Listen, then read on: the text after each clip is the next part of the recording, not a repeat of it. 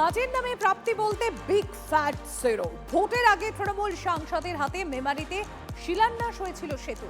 সামান্য এগোয় ব্যাস ওইটুকুই। দিলালপুর ও খাঁড়ো সংযোগের পথ জুড়ে আজও শুধুই কাঁটা, দেখাই নেই সাংসদে।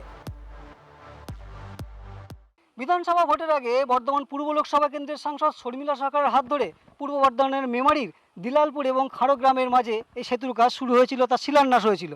কিন্তু বিধানসভা ভোট মিটতেই কাজ সম্পূর্ণ বন্ধ। কাজ শুরুর পর ডিভিসির মাঝে পিলার পর্যন্ত বসানো হয়। এলাকার মানুষ ভেবেছিলেন এবার তাদের দাবি মিটতে চলেছে, কিন্তু ভোটের পর তাদের আশা নিরাশায় বদলে গিয়েছে। কাজের ডেট দেখুন না, কবে ডেট দিয়েছে কাজের স্টার্টিংয়ে। কাজ শুরু হলো মাস দুয়েক পর, দিয়ে ওই অর্ধেক হয়ে কাজ আপাতত বন্ধ। এবার মানুষগুলো যাবে কি করে?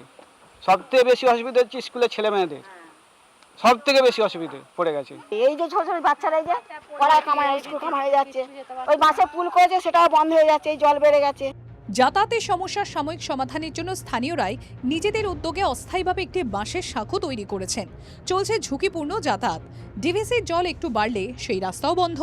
মেমারি পুরো এলাকায় পৌঁছতে তখন বাধ্য হয়ে অন্তত 8 থেকে 10 কিলোমিটার ঘুরপথে যেতে হচ্ছে। দিলালপুরে যারা সদস্য ছিল আগে ছিলেন তাদেরকে বলা হচ্ছে, তারা বলছেন যে আমরা তো দলই নেই, আর আমরা কি করব, আপনারা ওপরে জানান যে যা হবে। কন্ট্রাক্টর বলতে টাকা ঢোকেনি। উনি নাকি ম্যাডামের কাছে গিয়েছিলেন, বিডিও ম্যাডামের কাছে। বিডিও ম্যাডাম বলছে এখন কোনো টাকা নেই। 3 মাস আগে শিলান্যাস করে গেছে। এমপি নিজে এসেছিল, শর্মিলা সরকার।